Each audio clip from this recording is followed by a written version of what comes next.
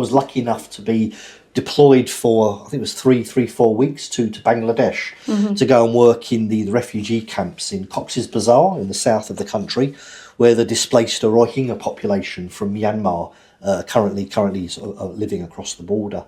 And I was there because we developed a data capture tracking mobile phone application. Okay. And it was a very rewarding experience because although this particular application had sort of been developed and conceived in Geneva with input from different people around the world, to go and sort of field test it and to meet the people that needed to use it day to day and really understand some of the constraints of their operational life working in the camps for the displaced people.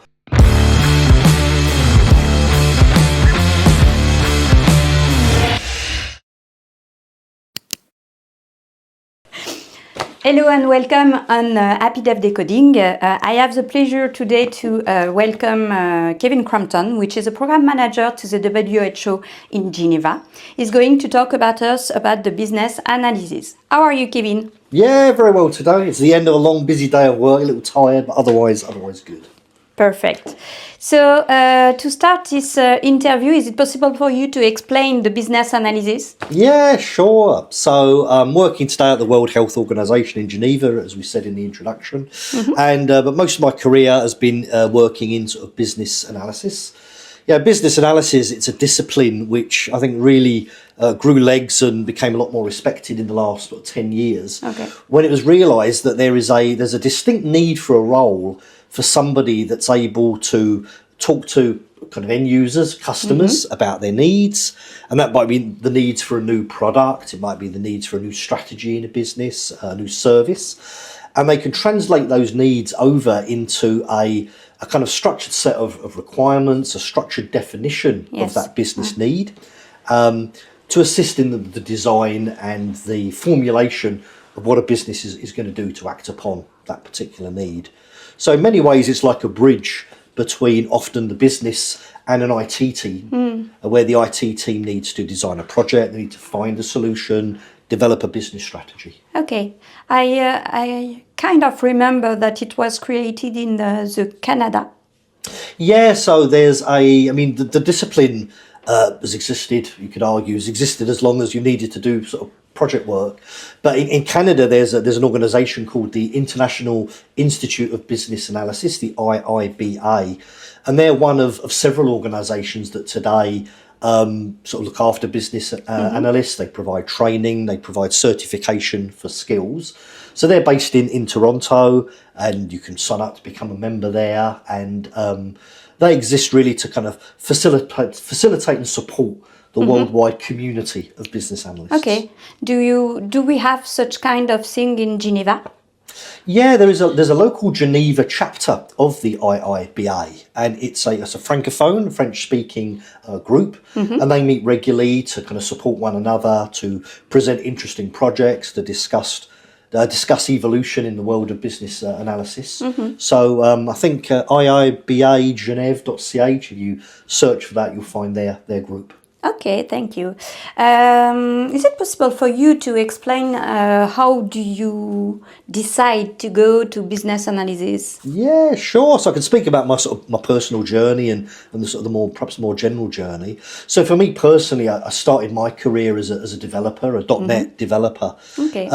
But I realised I enjoyed working with the people as much as working with the code, and I was also really interested in modelling the business processes and really understanding enough about a particular job that I could write software to kind of address problems in that job.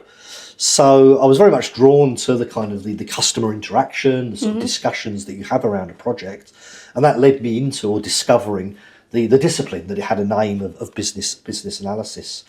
And I think a lot of people get pulled into it in a very similar way, where they like maybe the human interaction, the people skills, but they like exercising that within a kind of a structured framework with a definite end. You're interviewing people to understand their needs, their problems, and then structuring that and working with it so you can really tease out what needs to happen to run a project or design a strategy or come up with a new business service. Okay. Do you use some tools to do the business analysis, the requirements, etc.? Yeah, sure. I mean, I think the biggest tool since COVID, with a lot more remote working, has been MS Teams. The fact we need to engage a lot more virtually now. But it's about structured information capture, organisation. So I think you find yourself as a business analyst working in the MS Office suite a lot, in Excel, in Word, drawing things like process flow diagrams with things like Visio, maybe doing mock-ups of interface screens with a tool like a Balsamiq, for instance. There's many in that domain. But also developing lots of soft skills for facilitating workshops, for sort of leading groups, extracting information. So it's a very rich and diverse area. It's one of the attractive things about it. Do you have a story that you can explain to us about the business analysis you had, and how meaningful was it for you? Yeah, sure. I suppose an example from a career at the World Health Organization was I was lucky enough to be deployed for, I think it was 4 weeks to Bangladesh to go and work in the refugee camps in Cox's Bazar in the south of the country, where the displaced Rohingya population from Myanmar currently sort of living across the border.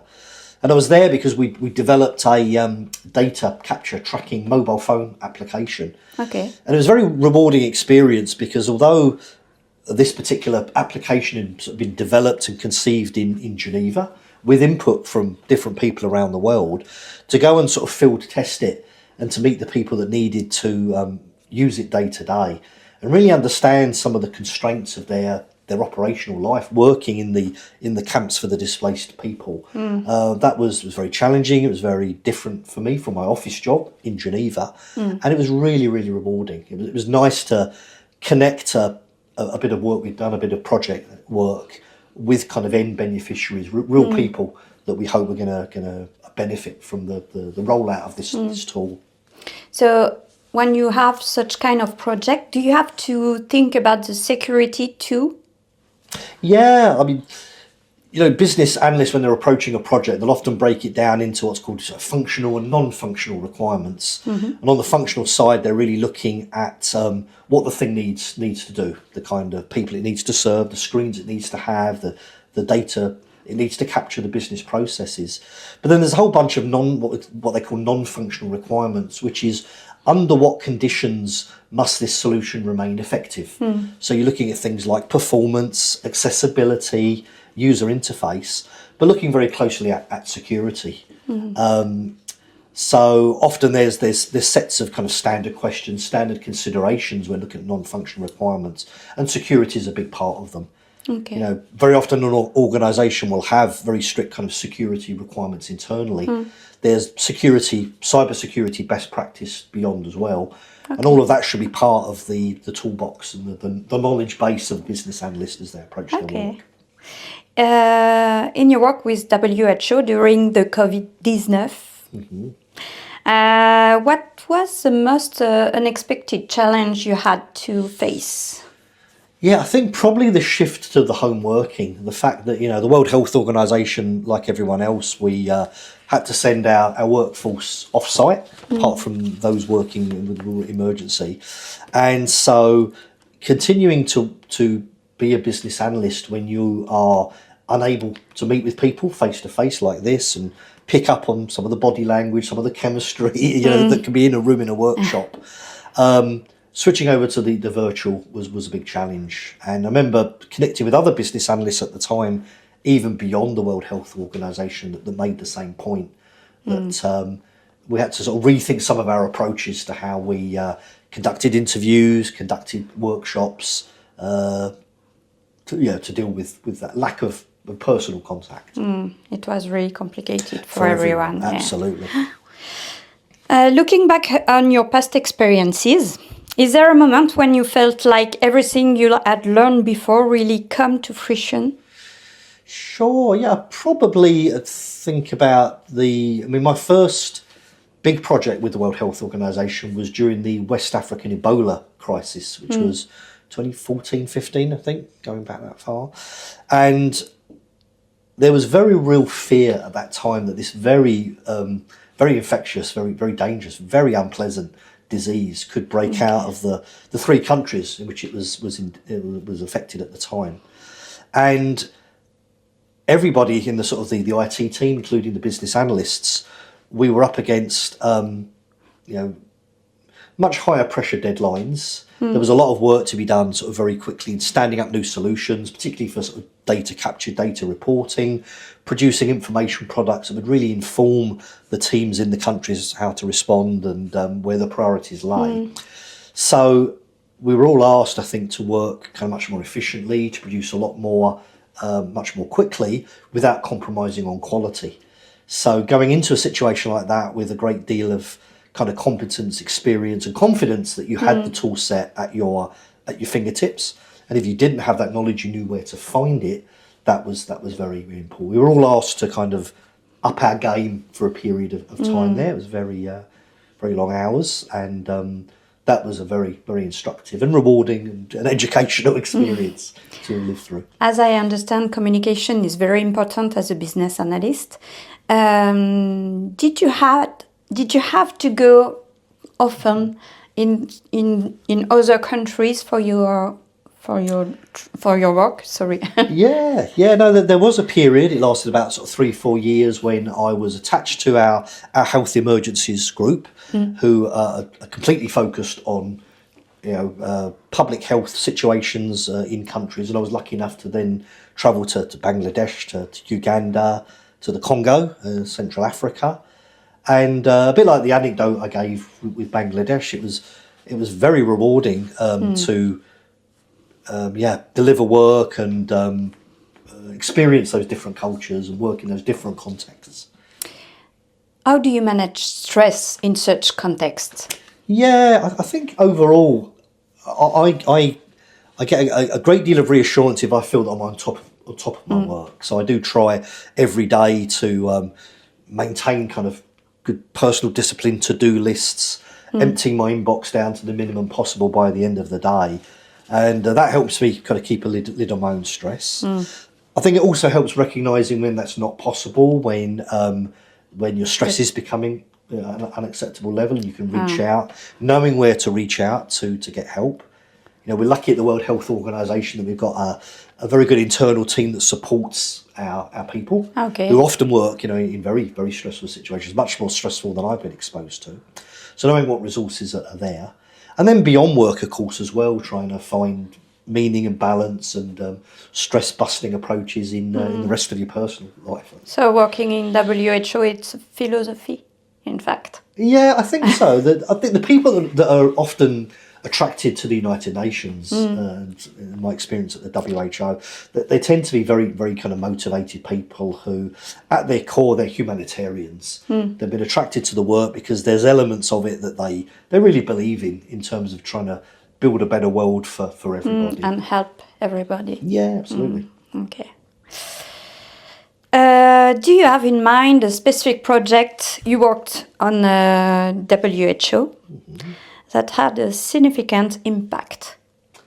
Yeah, I think, to give another example, one of the first jobs I did at the World Health Organization, even before I was a contractor, even before I started as staff, was with the polio eradication group. So, polio's a horrific disease caused atrophy of muscles. Even as recent as the 1950s, in America, there used to be wards, hospital wards full of people that needed what they call the iron lungs, these big cylindrical machines to help them breathe. Because yes, I remember, Yeah, not that long ago, in fact.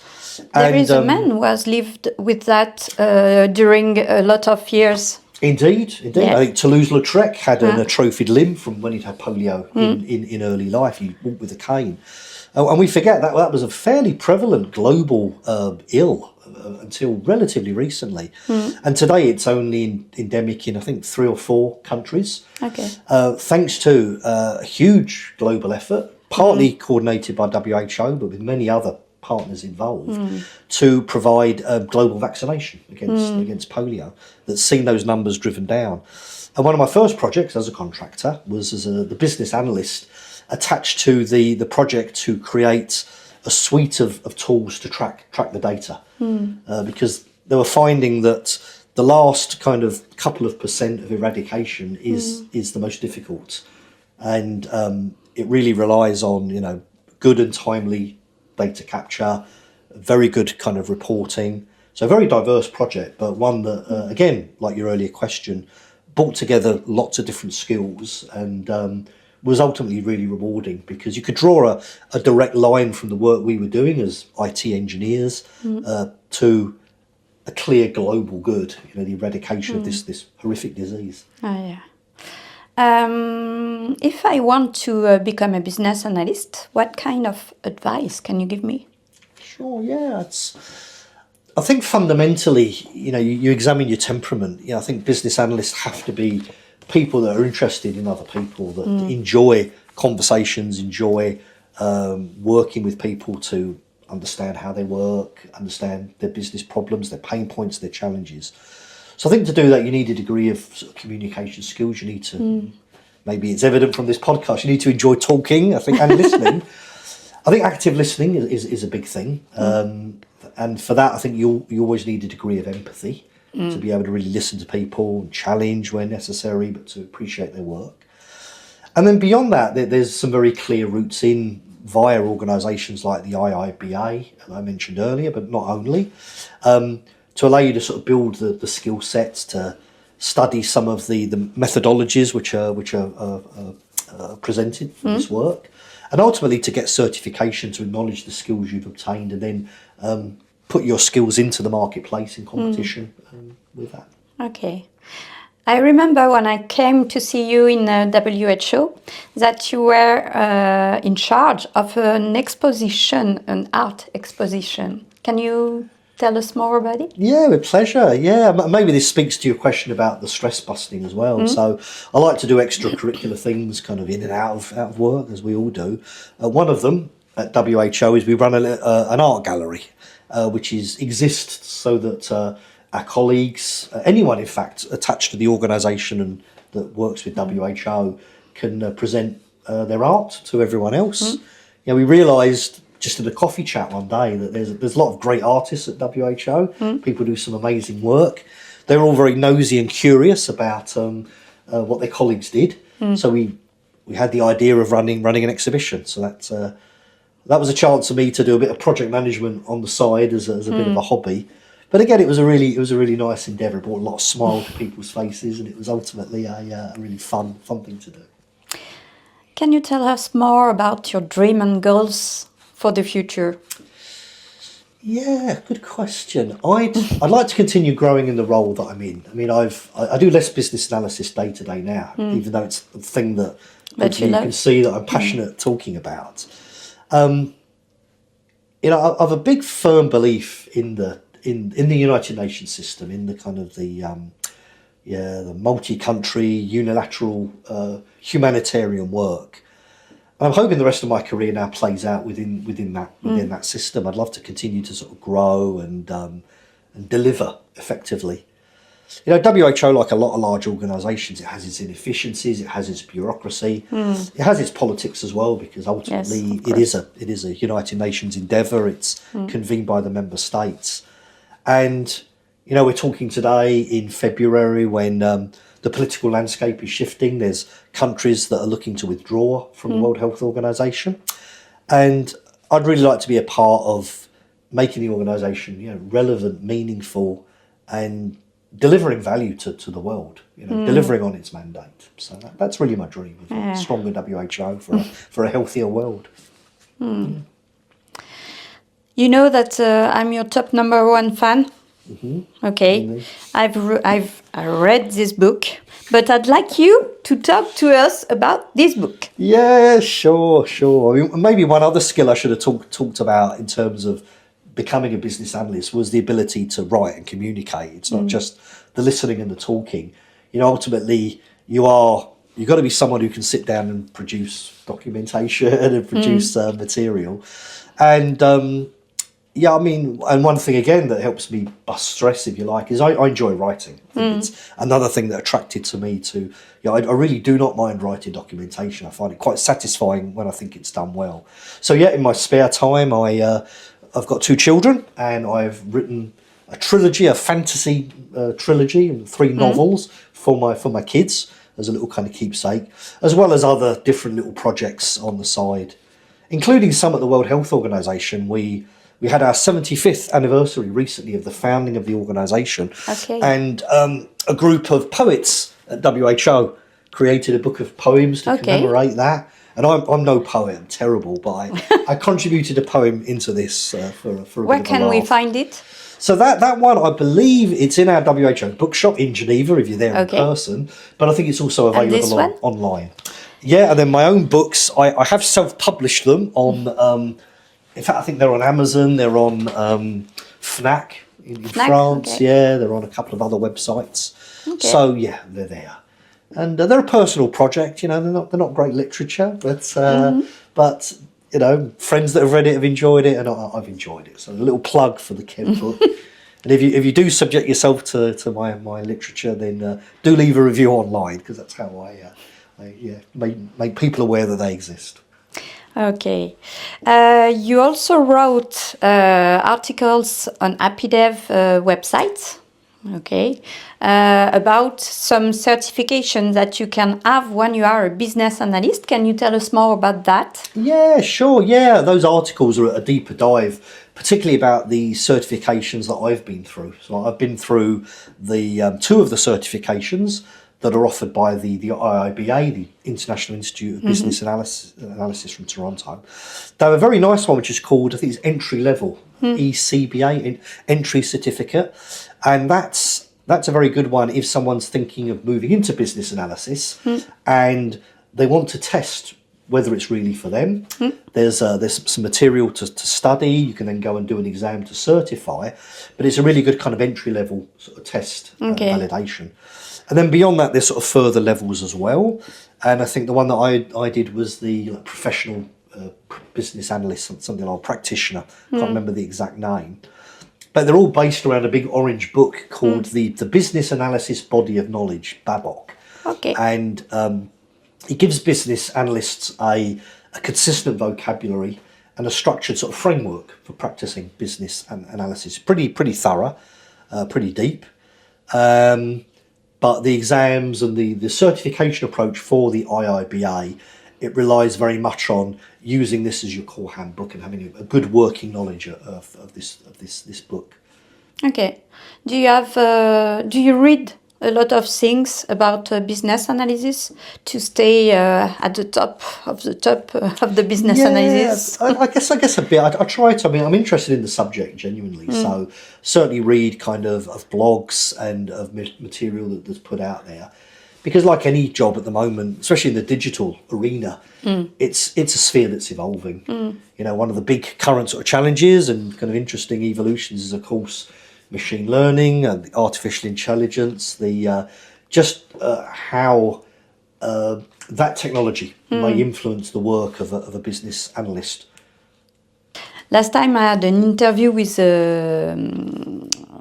Agile coach, I was quite afraid at the moment that business analysis will disappear because of the agility.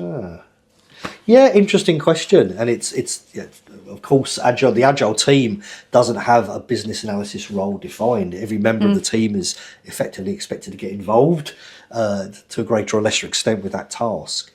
So in response to that, I'd say that there's certainly different articles and different approaches which adapt business analysis for the Agile framework and Agile ways of working.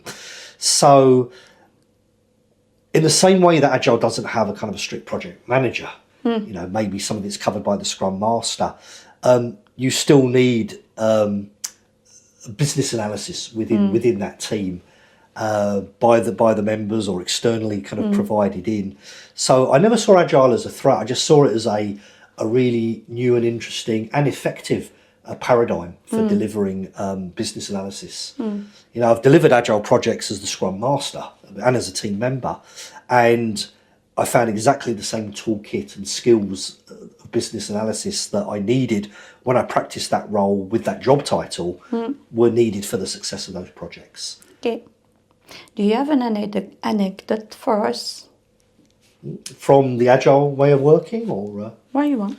yeah, maybe I choose a personal anecdote. So I am a freeman of the City of London, which is a bit of an antiquated medieval title. When I worked in London, I realised that many of these old institutions from the medieval times still exist, and you could in fact apply for the freedom of the city, and you had to follow this quite old traditional method, where you had to approach different guild houses. Guilds were set up originally to train apprentices and to acquire skills and to certify in the Middle Ages that somebody was a candle maker or a wheelwright or a butcher. And I loved it because in many ways it's an older paradigm of how we work today in terms of gaining skills, getting recognitions for those skills, keeping those skills.